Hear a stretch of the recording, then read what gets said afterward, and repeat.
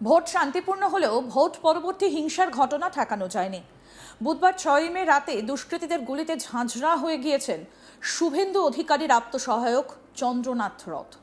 Point blank range থেকে গুলি করে চন্দ্রনাথ রথকে জানে শেষ করে দেয় দুষ্কৃতীরা।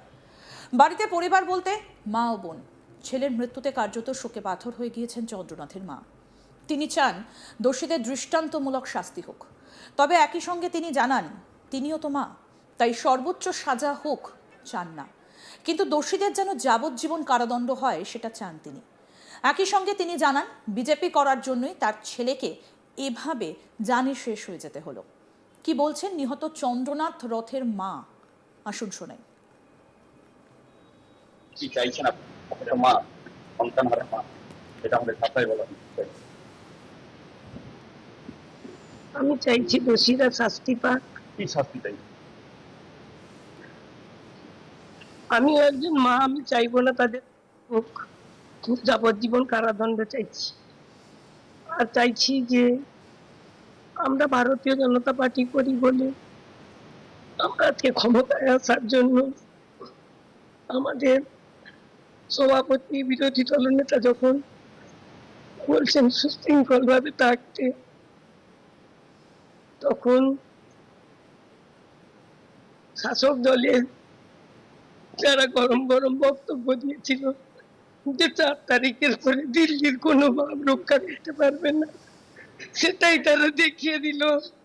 আমি আজকে নতুন সরকার যে গঠন করবে তার কাছে জানাবো যে আমার ছেলের এই মৃত্যুর যেন শাস্তিটুকু হয়। আমার ছেলে যদি অ্যাক্সিডেন্টে কোনো অঘটন ঘটতো, আমার মনে হয় এত কষ্ট হতো না। তাকে যেভাবে কষ্ট দিয়ে এতটাইরা মারলো, এটা পুরো তৃণমূলেরই সাজানো গল্প। বেন্দুবাবু মমতাকে হারিয়েছে, যার জন্য আমার মনে হয় এই প্রতিষ্ঠা। অত্যন্ত মেধাবী ছাত্র ছিলেন চন্দ্রনাথ রথ। রহরা রামকৃষ্ণ মিশন থেকে মাধ্যমিক পাশ করেছিলেন। পরবর্তীকালে ভারতীয় বায়ুসেনার শর্ট টার্ম সার্ভিসে যোগ দিয়েছিলেন। সেখান থেকে অবসর নেবার পর থেকেই শুভেন্দু অধিকারীর আত্মসহায়কের দায়িত্বে। পরিবার বলতে মা ও ভাই। বছর 42-এর চন্দ্রনাথ রথকে গুরুতর জখম অবস্থায় স্থানীয় বেসরকারি হাসপাতালে নিয়ে যাওয়া হলে তাকে মৃত ঘোষণা করেন ডাক্তাররা। এরপরই রাত 12টা নাগাদ হাসপাতালে পৌঁছন শুভেন্দু অধিকারী। পরে হাসপাতালে পৌঁছন শ্রমিক ভট্টাচার্য, অগ্নিমিত্রা পাল, অর্জুন সিং, স্বপন দাশগুপ্ত সহ রাজ্য বিজেপির শীর্ষ নেতৃত্ব। প্রায় 2 ঘন্টা পর হাসপাতাল থেকে বেরিয়ে শুভেন্দু জানান পূর্ব পরিকল্পিতভাবে জানে শেষ করা হয়েছে। আপাতত রাজ্য পুলিশের ওপর ভরসা রাখছেন, তবে একই সঙ্গে তিনি দলীয় কর্মীদের সংযত থাকার বার্তা দিয়েছেন। এটা যাতে আরজিকর নির্যাতিতার মতো বিচারহীন না থাকে তার ব্যবস্থা নেওয়া হবে বলেও জানান তিনি। কি বলেছেন শুভেন্দু অধিকারী, শুনবো। 2-3 दिन रेकी करके फुल्ली प्री प्लान पुलिस ने इन्वेस्टिगेशन चालू किया। स्टेट का सीनियर पुलिस ऑफिसर जो आया, हम लोग बहुत पेनफुल हार्ट में ये जो मर्मांतिक हादसा हुआ इसका निंदा करने का कोई भाषा आप लोग का पास नहीं। কিন্তু প্রশ্ন উঠছে হঠাৎ করে কেন এভাবে জানে শেষ করে দেওয়া হলো শুভেন্দু অধিকারীর আত্মসহায়ককে। যেটা জানা যাচ্ছে, ভবানীপুর ও নন্দীগ্রামে শুভেন্দু অধিকারীর জয়ের নেপথ্যে অন্যতম কারিগর ছিলেন এই চন্দ্রনাথ রথ। ভবানীপুরের গণনা কেন্দ্রের বাইরে মমতা ব্যানার্জির বিরুদ্ধে সরব হতেও দেখা গিয়েছিল তাকে। বিধানসভায় বিরোধী দলনেতা হিসেবে শুভেন্দুর যাবতীয় কাজকর্ম দেখতেন তিনি। রাজনৈতিক মহলের জল্পনা, ভবানীপুরে মমতা ব্যানার্জির হারের পরে নিশানায় পড়ে যান চন্দ্রনাথ রথ। তাকে সরিয়ে দেবার পরিকল্পনা সম্ভবত সেদিন থেকেই শুরু হয়ে যায়।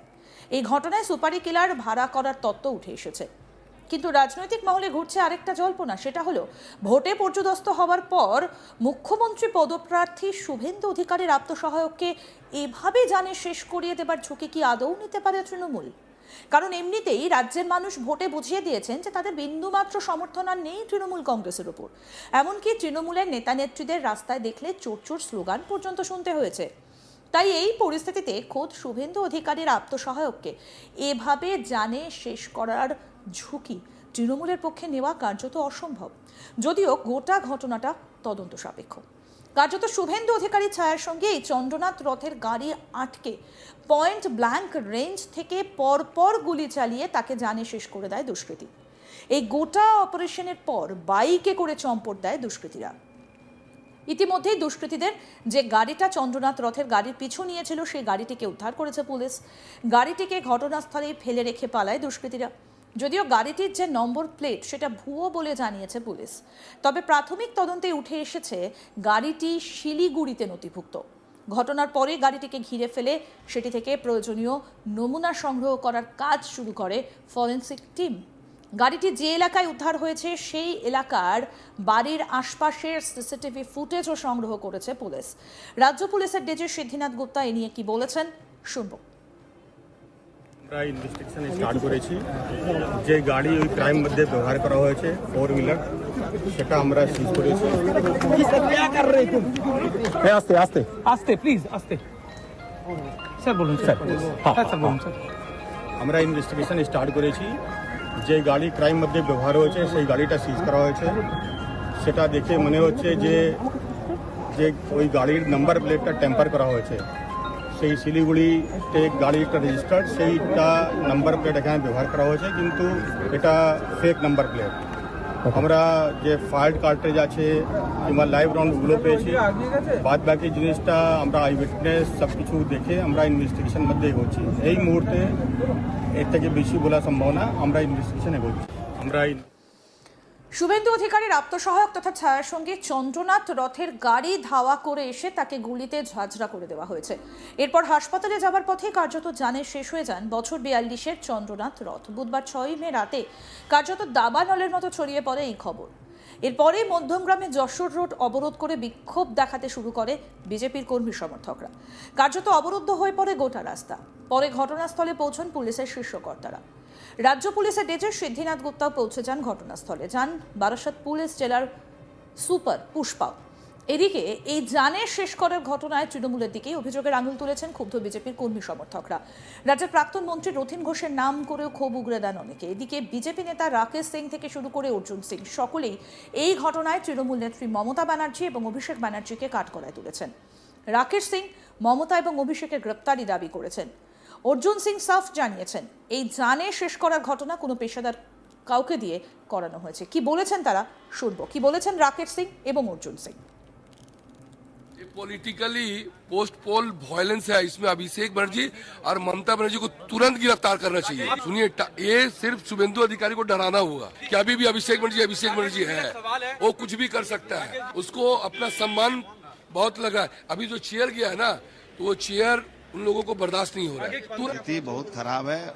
एकदम यंग लड़का, 3 गोली प्रोफेशनल शूटर के द्वारा या ट्रेंड एजेंसी शूटर, दो तरह के होते हैं, एक प्रोफेशनल शूटर, एक trained agency shooter. Arjun Singh ji, ये बताइए कि अंदर जब आपने देखा तो क्या लग रहा आपको, घटना कैसे अंजाम दी गई है? ये पूरा प्लानिंग करके, रेकी करके वहाँ गाड़ी रोकना, घूम के उसको मारना एकदम सामने से आके, एकदम प्रोफेशनली। क्या लग रहा है सर, कौन है इसके पीछे, कौन? मैसेज तृणमूल अभिषेक।